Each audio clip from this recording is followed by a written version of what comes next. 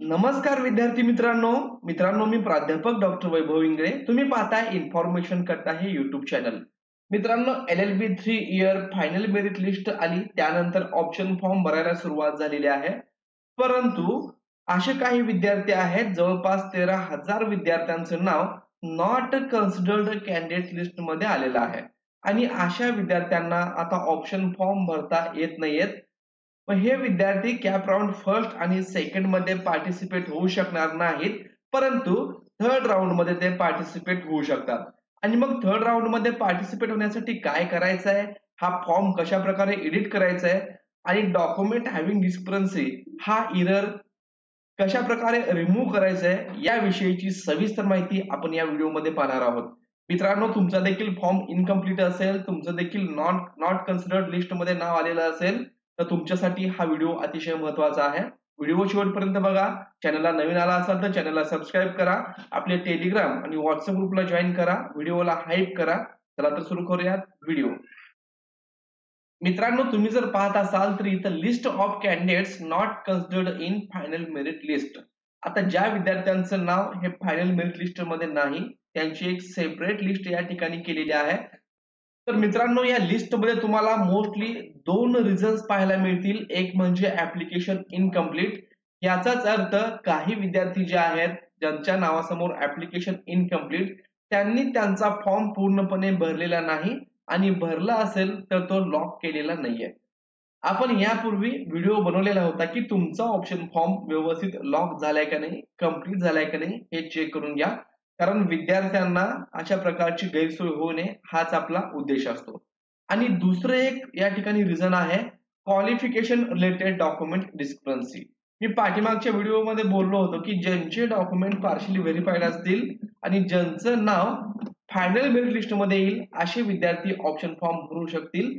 मग ज्या विद्यार्थ्यांचं कास्ट रिलेटेड काहीतरी डिस्क्रिपन्सी आली असेल किंवा ज्यांनी सीईटी सेलचं हॉल तिकीट सीईसेलचं ऍप्लिकेशन चुकलं असेल, अशा विद्यार्थ्यांचं नाव फायनल मेरिट लिस्ट मध्ये आलेलं आहे.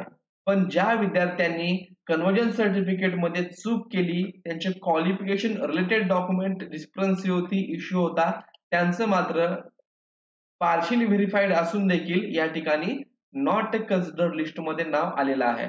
आणि मी पूर्वी देखील सांगितलेलं होतं की कन्व्हर्जन सर्टिफिकेट अतिशय महत्वाचं आहे. त्याच्यामुळे तुमचं 100% नाव हे रिजेक्ट लिस्ट मध्ये जाऊ शकतं.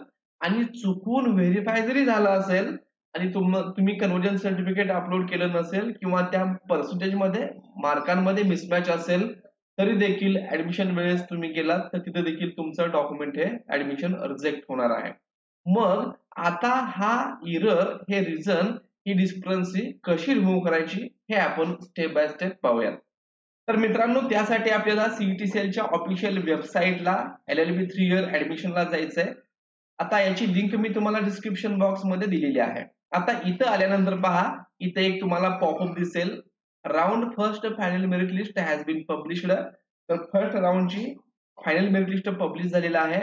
ज्या विद्यार्थ्यांचं नाव या फायनल मेरिट लिस्ट मध्ये आलेलं आहे ते विद्यार्थी त्यांचा फॉर्म अनलॉक करू शकत नाहीत. अशा विद्यार्थ्यांनी काय करायचे, कंपल्सरी कॉलेज ऑप्शन भरायचे. आणि कॉलेज ऑप्शन फॉर्म कशा प्रकारे भरायचे त्याचा व्हिडिओ आहे, त्याची लिंक मी तुम्हाला डिस्क्रिप्शन बॉक्स मध्ये आणि वरती आय सेक्शन मध्ये दिलेली आहे. आणि 4 नंबरचा पॉइंट महत्वाचा आहे, जे विद्यार्थी नॉट कन्सिडर्ड लिस्ट मध्ये ज्यांचं नाव आहे त्यांच्या नावासमोर रिझन देखील आहे आणि अशा विद्यार्थ्यांनी त्यांचा फॉर्म अनलॉक करायचा आहे आणि जे काही रिझन आलेलं आहे त्यानुसार ऍक्शन घ्यायची आहे आणि ती डिस्क्रिपन्सी रिमूव्ह करायची आहे. For details document discrepancy please check the document verification status link given in candidates login. Please read the notice number 1 carefully given in notification section. तर या सर्व सूचना तुम्हाला नोटीस नंबर 1 मध्ये ऑलरेडी दिलेल्या होत्या आणि त्याचा देखील सविस्तर व्हिडिओ आपण बनवलेला आहे. तो तुम्ही पाहिला असेल तर तुम्हाला या अडचणी आल्या नसत्या. तो पाहिला नसेल तर परत एकदा पाहून घ्या. डिस्क्रिप्शन बॉक्स मध्ये आणि वरती आय सेक्शन मध्ये त्याची लिंक मी दिलेली आहे. आता आपण पाहूयात की हा रिझन काय असतो आणि तो कुठं आपल्याला शो होईल आणि कसा रिमूव्ह करायचा.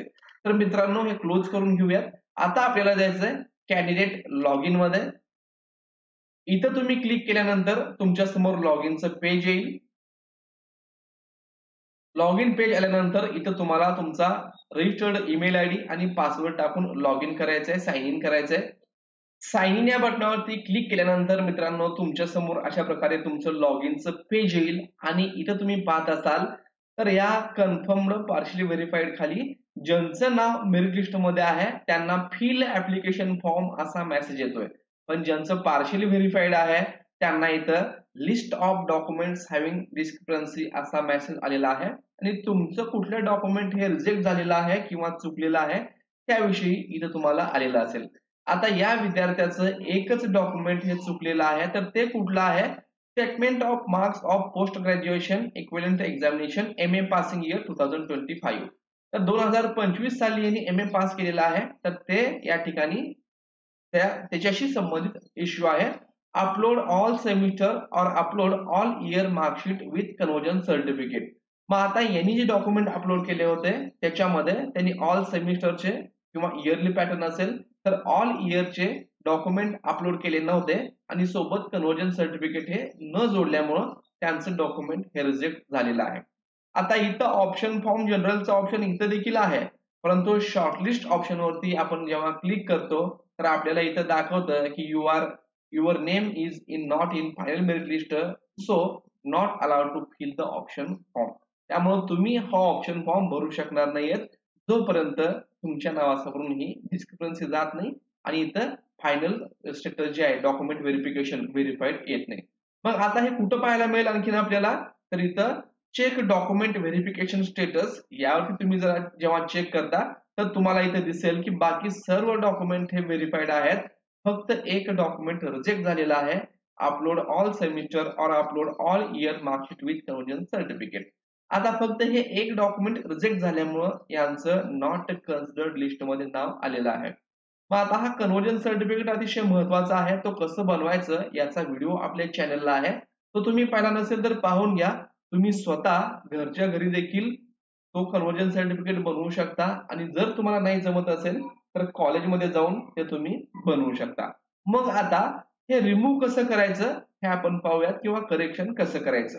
त्यासाठी मग तुम्हाला इथं प्रिंट ऍप्लिकेशन फॉर्मच्या खाली अनलॉक ऍप्लिकेशन फॉर्म आहे यावरती तुम्हाला क्लिक करायचंय.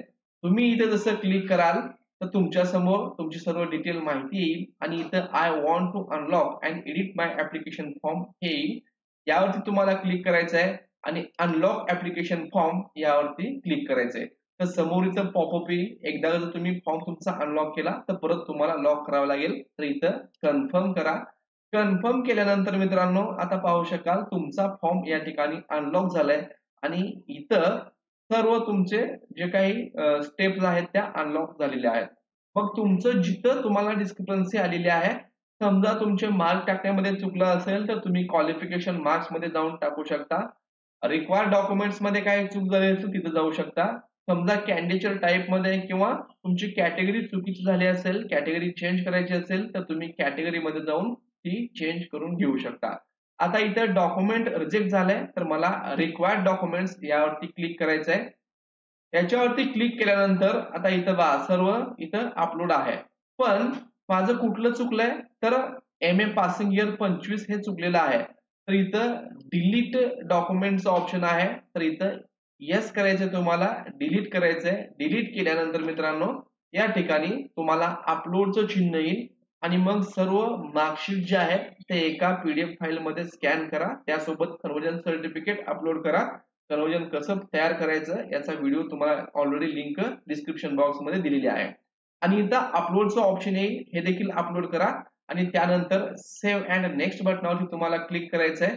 सेव्ह अँड नेक्स्ट केल्यानंतर परत तुम्ही सर्व डिटेल तुमचे चेक करून घ्यायचे आणि I have read all the rules admission हे याच्यावरती टिक करून सर्व व्यवस्थित अपलोड केल्यानंतर कन्फर्म ऍप्लिकेशन फॉर्म करायला विसरू नका. जसं तुम्ही कन्फर्म ऍप्लिकेशन फॉर्म कराल तर तुमचा ऍप्लिकेशन फॉर्म हा लॉक होईल आणि परत तुमचे डॉक्युमेंट हे व्हेरिफिकेशनला जातील. डॉक्युमेंट व्हेरीफाईड झाल्यानंतर डॉक्युमेंट व्हेरिफिकेशन स्टेटस व्हेरीफाईड असा तुम्हाला मेसेज येईल आणि तुम्ही थर्ड राऊंड मध्ये ऑप्शन फॉर्म देण्यासाठी इलिजिबल आहात. तर मित्रांनो अशा प्रकारे जिथं काही तुमच्या चुका आहेत तर या ठिकाणी तुम्हाला दिलेलं आहे तर तिथं जाऊन तुम्ही ती एरर जो आहे डिस्क्रिपन्सी आहे ती रिमूव्ह करू शकता. मित्रांनो, व्हिडिओ तुम्हाला नक्कीच आवडला असेल, याचा तुम्हाला नक्कीच फायदा होईल. चॅनलला नवीन असाल तर चॅनलला सबस्क्राईब करा, व्हिडिओला हाईप करा. धन्यवाद.